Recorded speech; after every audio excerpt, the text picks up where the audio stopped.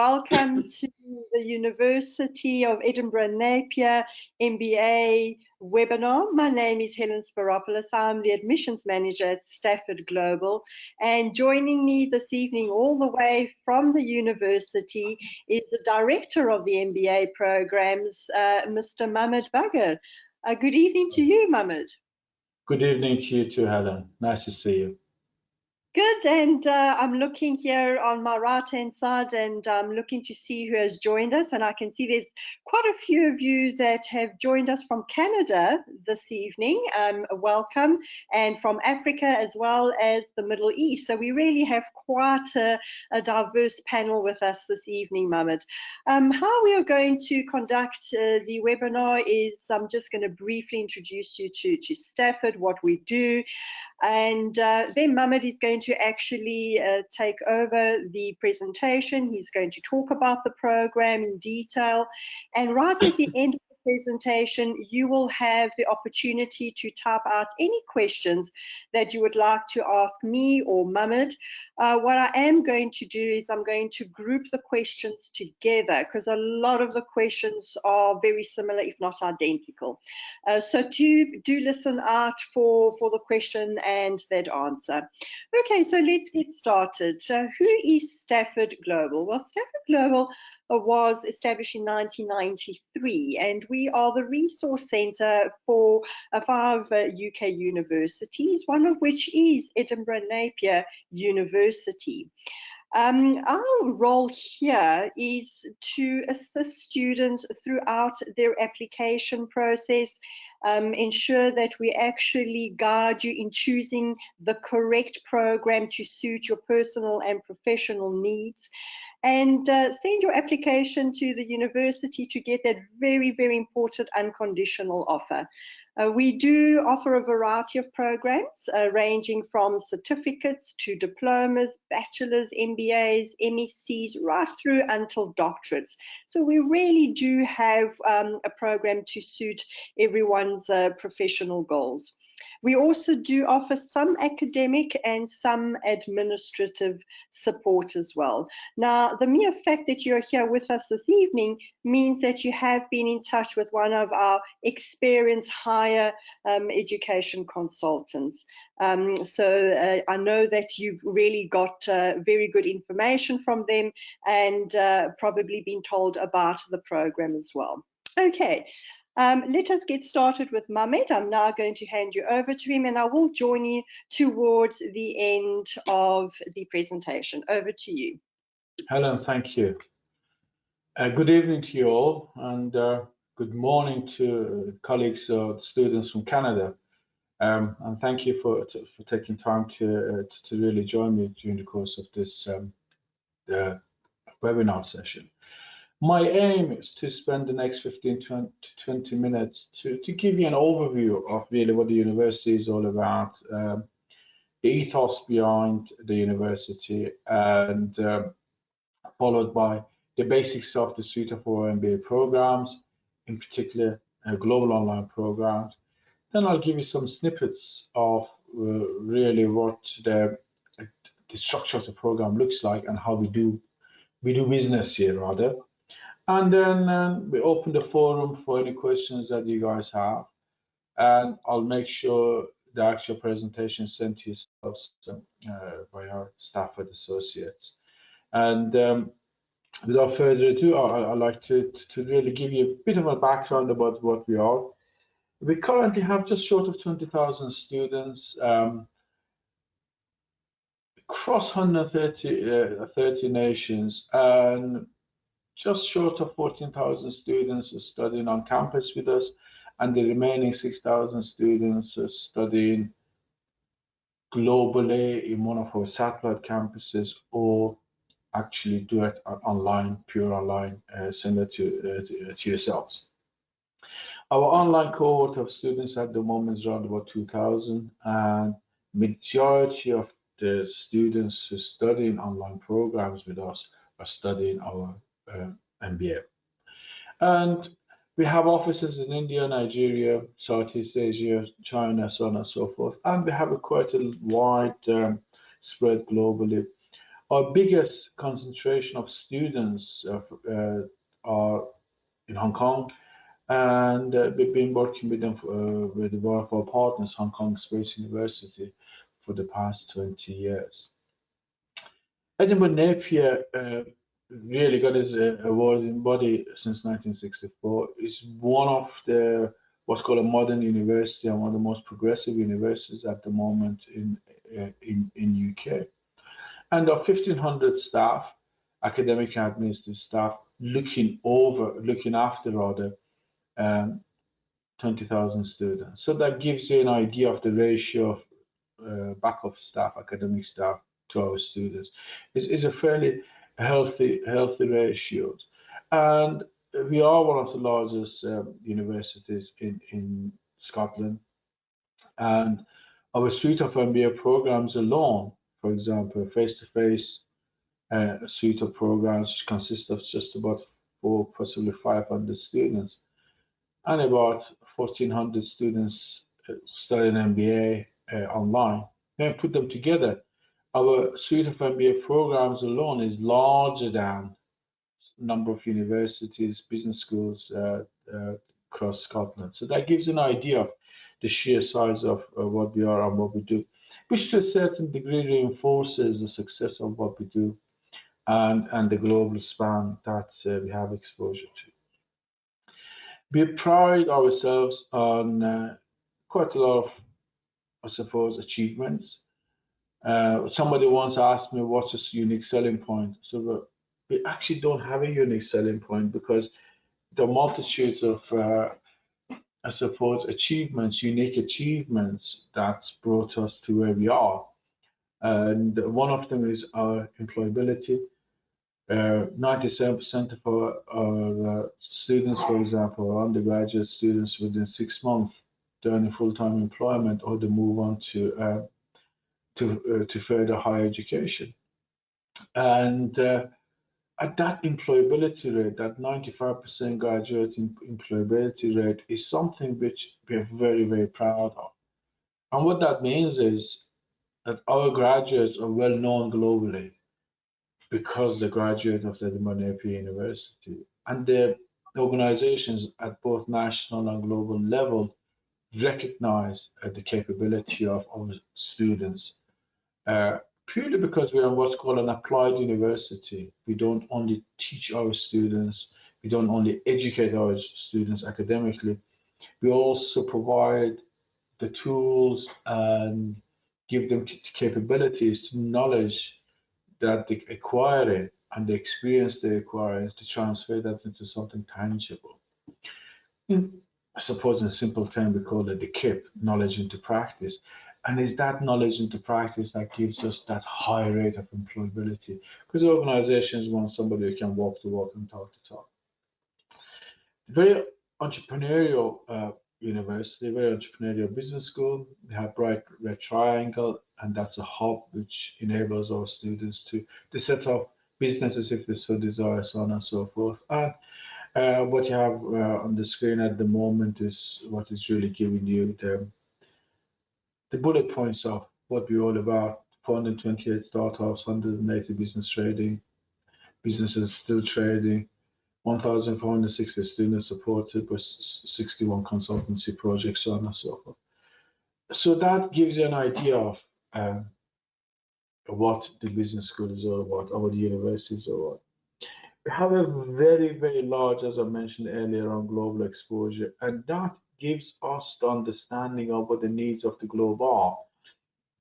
In the same time, we're mindful of the local needs that every student has, and maintaining that balance between local and global, I suppose, capability is what we pride ourselves on.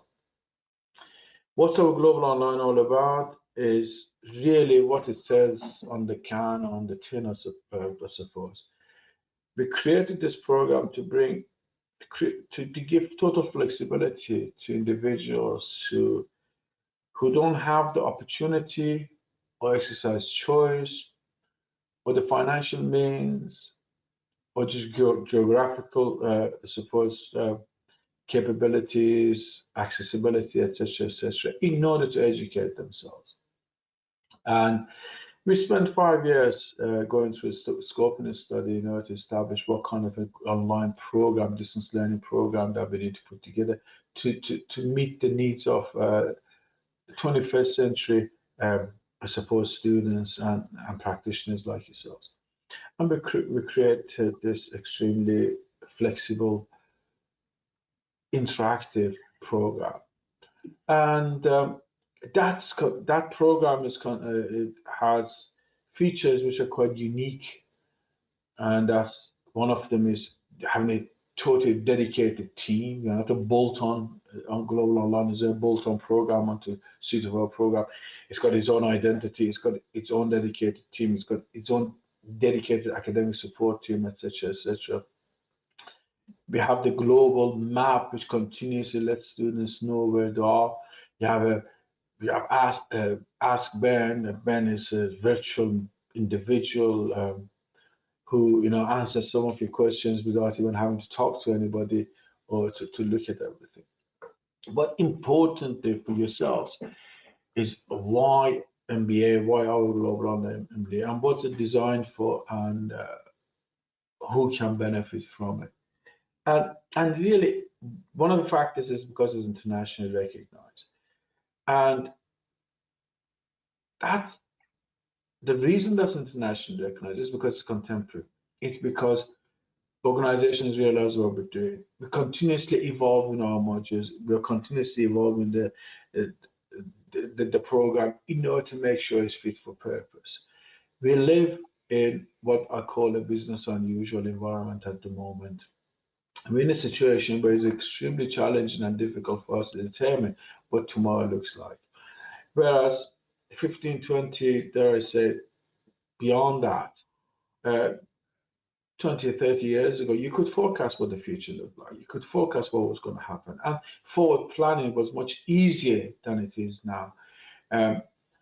However, because of business unusual and because of the challenges that we're facing globally, because of the way that so many nations, developing nations, are fast-tracking themselves, what we need to do is look at how fascinatingly, beautifully Africa is developing itself and fast-tracking itself into the 21st century of global economic force. What's happening in India, for example, what's happening in China, etc., etc. And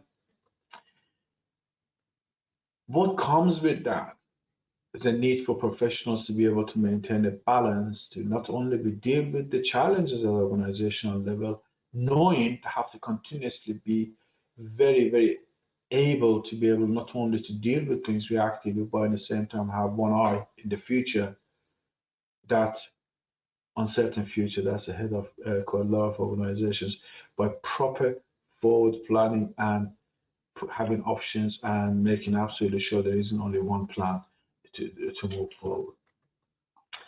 And that really allows our students, our global online students, to become critical thinkers and really to work in a way that they continuously have to solve problems that others don't even know the organization have. And to be one step ahead of the problems means you have to have the necessary knowledge and wisdom and the skills that's required. To do that, we haven't created just one MBA, we've created a suite of MBA programs that will suit the different needs and requirements of our students. Some of our students choose to be general practitioners, or they don't want to pigeonhole themselves or the qualification rather to be defined by the specialism, and they go for this generalist MBA. Some individuals wish to really excel themselves and propel themselves further within the professional, the actual expertise they have within their own specialism. Then they choose one of the suite of programs we've got at the moment. We currently have 13 programs, specialist programs, and we've got 4 other specialist programs which are under instructions at the moment, under constructions rather, because we don't create programs, we look at the supply, and demand. We look at the feasibility. We have to go through the whole feasibility study and so on and so forth. So we have 4 other programs which at the moment we are planning to launch to really complement the portfolio we have at the moment. Our resources are quite interactive. We try to make it as user-friendly, as interactive, and as, I suppose, interesting as possible, because things have to be interesting, things have to be memorable. The more memorable things become, the more interesting they become, the more motivated individuals to become to learn it, and the better they learn, the better the return, and once they return, then they can store that in a way that they can access that information and knowledge at an appropriate time. And what you have in front of you right now is just the snippets of some of the screenshots we've got into how you can communicate with your global online colleagues, that's fellow students, and to us, by the way, our colleagues as well. We call our students our colleagues, and also your academic colleagues who are there to guide you, to develop you, to enable you to move forward. And during the course of my last webinar session, somebody asked a question via Helen kindly collates the questions and poses them to me at the end of the session. And one of the students was saying, well, what are you going to teach me?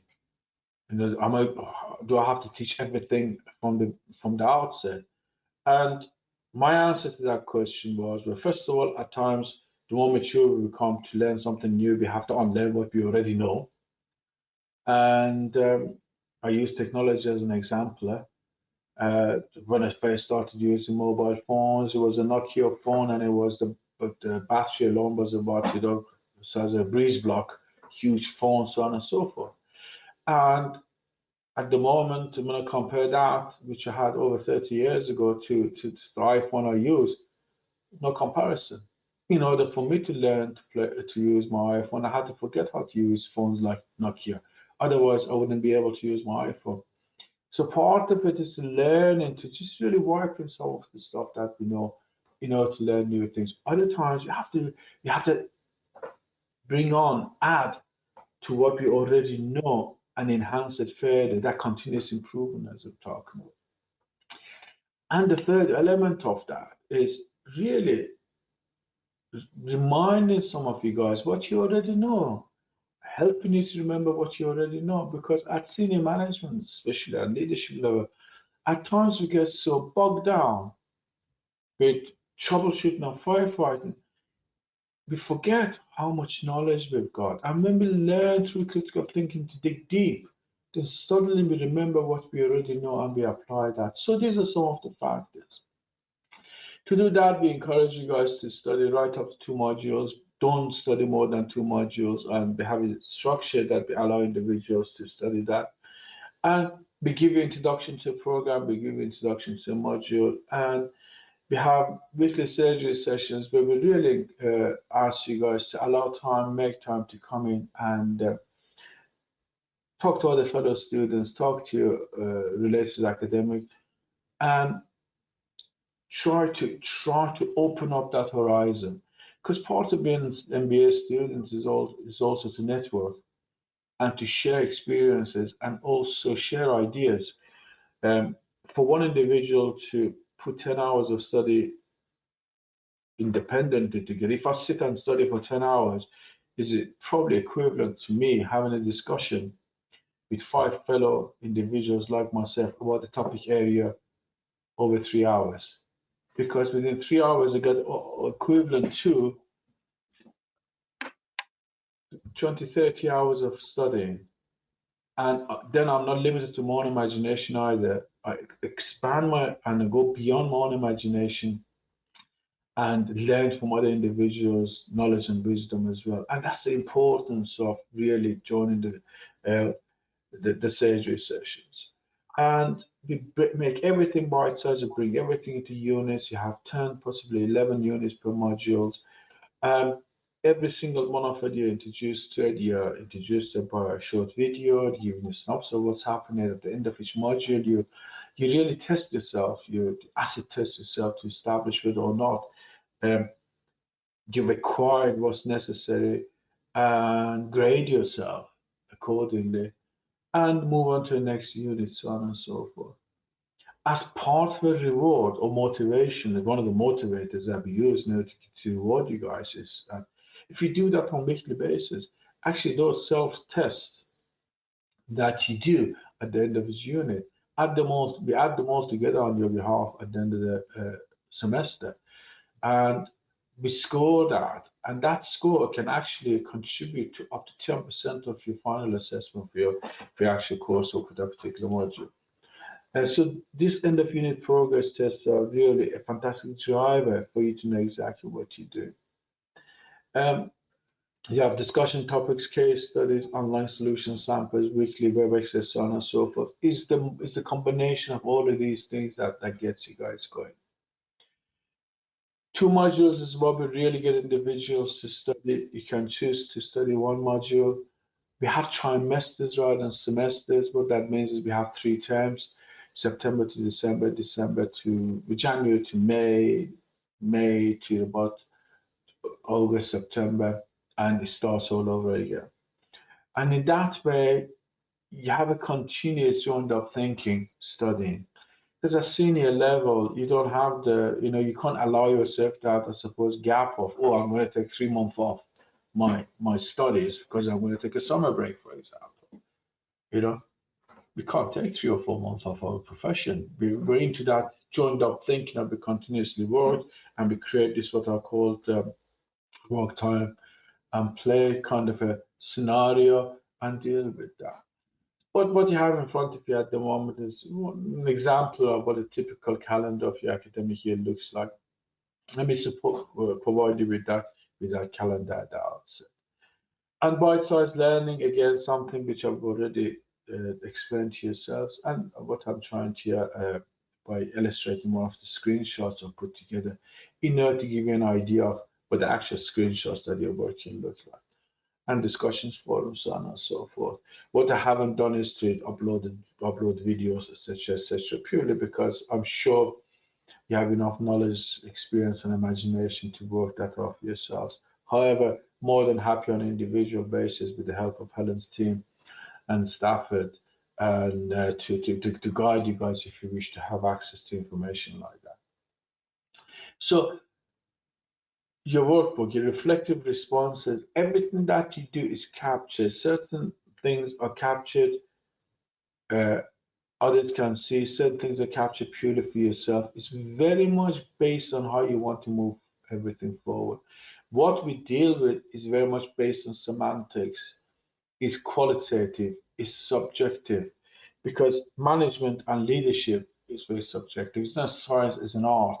It's an art form. It's a 2 + 2 is anything but 4, purely because human beings are involved, and humans, they all have different minds, different way of thinking, different way of doing things. That's why we get you to do your own reflective exercises, put your own answers down to certain questions we put together, and then judge that for yourself, looking out and looking into and doing comparisons with what the answers we're giving you, and that's when you become a pragmatic thinker. You have your module leader. Every module has got its own module leader. It's got its own module team, which includes an online tutor, dedicated online tutor. You have a program leader. And really the whole package is there to get you on there to graduate. And as a graduate, regardless of how old you are, what's your background, so on and so forth, we invite you to please come and join us. Please. I know you study online, but guys, we have graduations every July and October.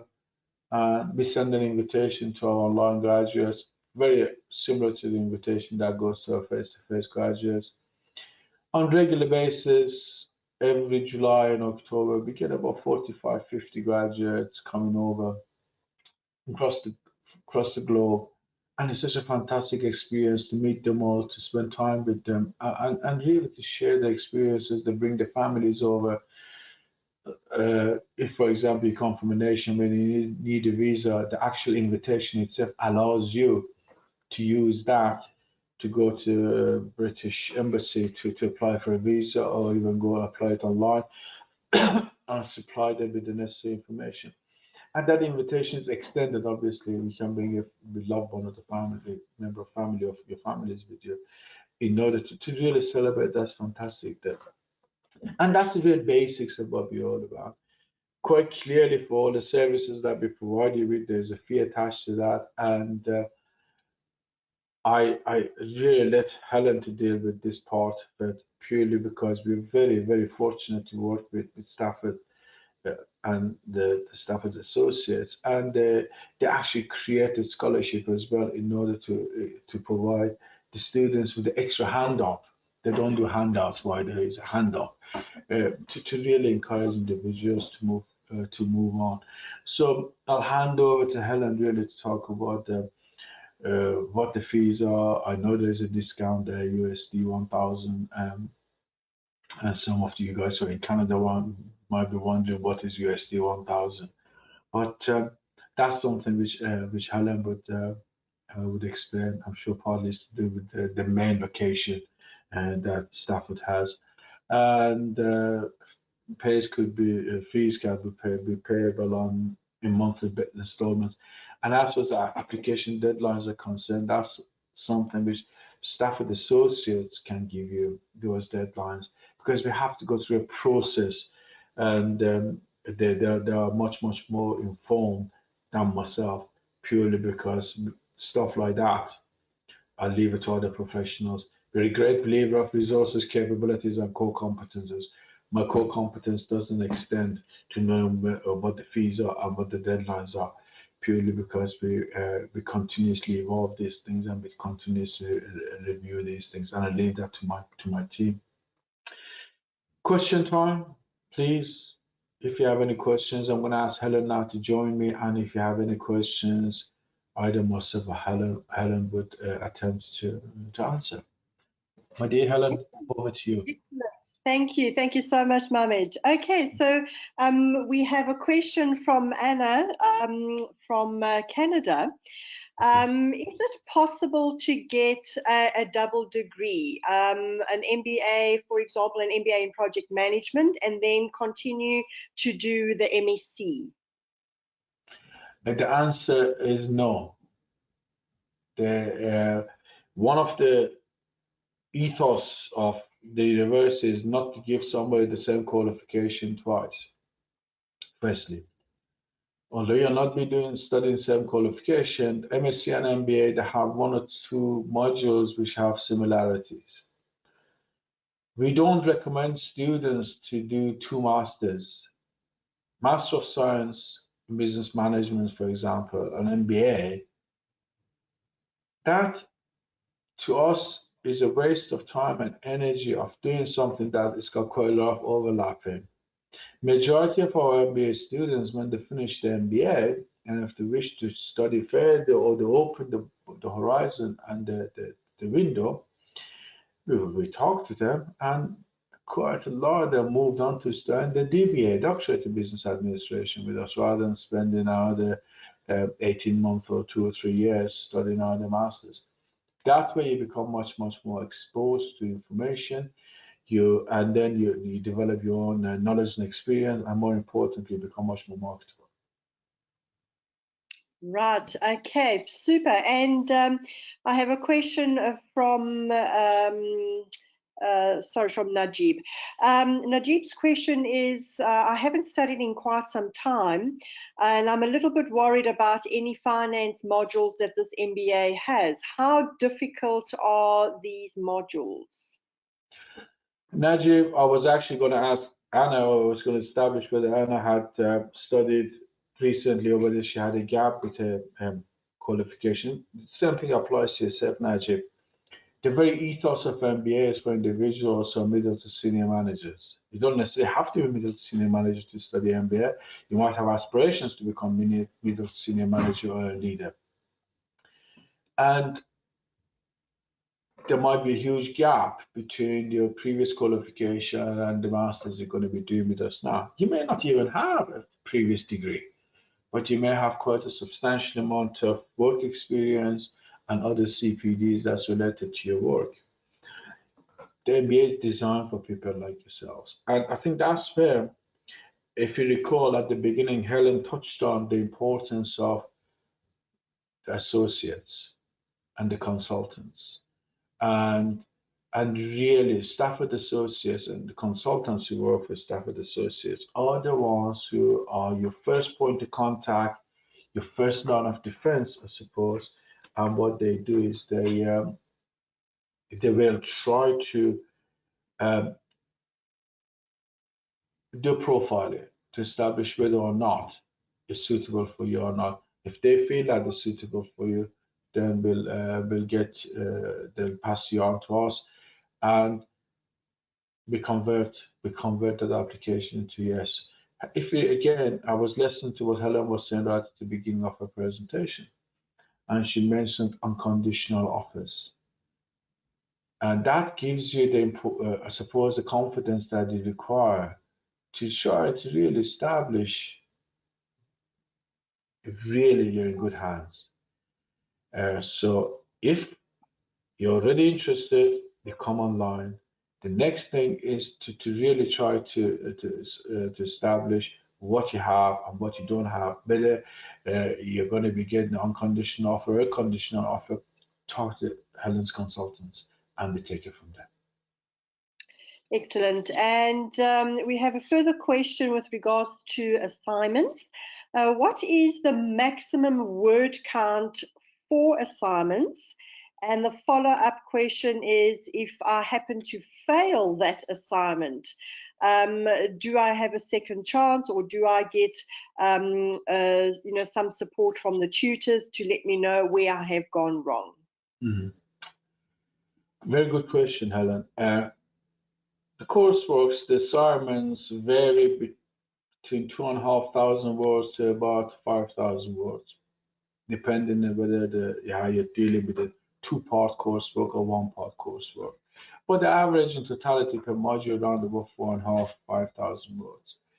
Your research skills for managers is about 2,500 words, and that's the proposal that you're going to be submitting. It's a penultimate piece of work you'll be doing prior to starting your project.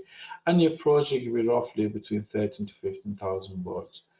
It's not about how many words. It's about the quality of what you're writing as well.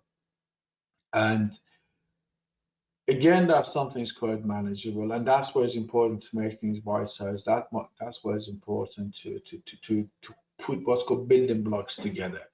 It really depends how you're going to be dealing with that. It's like building a house. How many bricks do we use doesn't make the house. How you build that house, what foundation that house has got, and how it's going to be built, and how it's going to withstand the storms. We've got loads of it at the moment in UK. Half of UK is underwater at the moment. So I don't know. I'm not trying to be metaphorical all the time with this. That's the real essence of what we deal with. Not sure again, Helen, whether I answered the question appropriately or not, but I try to be as holistic as possible. Good. I think you did very well there, Mammed. Okay, and the next one is about accreditation, and there's quite a few questions. Sorry, Helen, can I interrupt you? I didn't fully answer the question. I just realized. My apologies for cutting you off. No problem. In the unlikely event of students failing, we give them another opportunity to rewrite the coursework. We give them much more detailed feedback onto why they failed and what they're going to put themselves right. Please don't fail the first time round. You don't have to pay for redoing that piece of coursework, and then we assist you, try to help you to raise your game in order to pass second time round. My apologies, Helen. I should have remembered that earlier. The next question is about accreditation, and I've grouped these questions together because there's quite a lot of students asking the same. I am understanding that there is an ASSB accreditation in process, and the other question is, how long is this going to take? When do you expect this to come to fruition? Okay. Accreditation, ASCSB, we don't talk about it anymore because we are so focused on it. Excuse me. We're coming towards the latter part of meeting all our objectives in order to submit. We're hoping to submit something during the course of this calendar year. That's what we're planning. It takes time because it's such a huge matrix that they're going to have to deal with. And on the back of that, they'll come and invest, not so much investigate us, invest some time with us. They look at what we do. They talk to our students, they talk to us, they observe, they look, they test, they check. Everything that we submit to them, everything then comes scrutinized physically. Once that's completed, then very similar to the coursework that you get either recommendations, fantastic, distinction, come on, join us, you have a ACSB badge, or you're almost there. We made it. We're doing things in a way that to us failure is not an option. So we're going for that top of order immediately, trying to go without any corrections or without any recommendations to get that ACSB. That's why I'm saying we don't want to talk about it, because everybody is so focused. It's the 11th hour before we decide this is it. We pass it on to them to have a look. My honest answer is I'm really hoping by next year this time I'll be the proud individual with the badge ACSB attached to my program. I don't know. That's what I'm hoping for. Excellent, excellent. Thank you. This is a very popular question. I know that this is an online distance learning program. My concern is that my degree may mention online distance learning. Is this true or not? To us and to QA, the Quality Assurance for United Kingdom, makes no difference what mode of delivery we use in order to educate our individuals. Your MBA has the same value, same kudos, same credibility of the MBA we have here, which students will come and spend 18 months full-time studying it to the tune of £18,000 sterling. MBA is an MBA is an MBA. No, it's no mention of online, no mention of full-time, no mention of duration of the MBA. You achieve a qualification based on the levels of knowledge and understanding required and learn objectives. You meet that, you get an MBA, and the certificate says MBA. That's it. Good. And this is a very interesting question. I do have many years of working experience, some middle to senior management experience. Can I get exemptions on some of the modules based on my work experience? It depends what you've been doing with your CPD. It depends the qualification that the CPD you've done has credit value academically. It's got to withstand what's called a level 11 accreditation of qualifications. Your experience will give you that extra edge. Your experience will allow you to get in. We may not rate it, say, okay, it's equivalent to this modules, but we might give exemptions. What we've got to do is, it's very rare that we give individuals exemptions purely on the work experience. But it's very, I suppose, common that we give individuals entry into the program based on their work experience, senior level of work experience, if they haven't got the related qualification, i.e. honors degree, first honors degree, or honors or first class degree. So the answer is, I know it's long-winded, my answer. I'd be very surprised if I'd be able to give you any exemptions, unless you're an accountant and you've done accountancy qualifications. You may not have a formal qualification, but because you've gone through it, through that, and you've done certain qualifications, or you might have done qualifications with CIPD, Chartered Institute of Personal Development, or CMI, Chartered Institute of Management. We should work in partnership with them. Then we know what you've studied. Then we can dovetail that, credit write that into giving the exemption. Absolutely. Mammed is really quite correct about that. The university will not give you the exemptions on your basis of your extensive work experience, but definitely look at getting you into the program with that work experience if you don't have the right qualification. And I just want to reiterate that if you do have any other qualifications that you have done, do send us the learning outcomes as well. Because we will send it through to the university so they can map if the modules you have completed are equivalent to their MBA learning outcome modules, and then there's a possibility of exemptions. But purely on work experience, unfortunately, will not actually work. You'll have to look at it from an academic perspective. Okay. All right, and a very important questions related to the English requirement. I have done a degree and some qualifications in English. Do I still require to do an IELTS? I think both you and I know the answer, Helen. It depends what the qualification is, and majority of our students who studied in English language or the work in an organization which has got English, is in English, the vocabulary that what's used, so on and so forth, then we don't require you to do IELTS. IELTS is really, it's not for us to make sure you come up to standard, it's to make sure that you can cope with the vocabulary that's required in order to. It's a very demanding program, MBA. Critical thinking is a very demanding thing.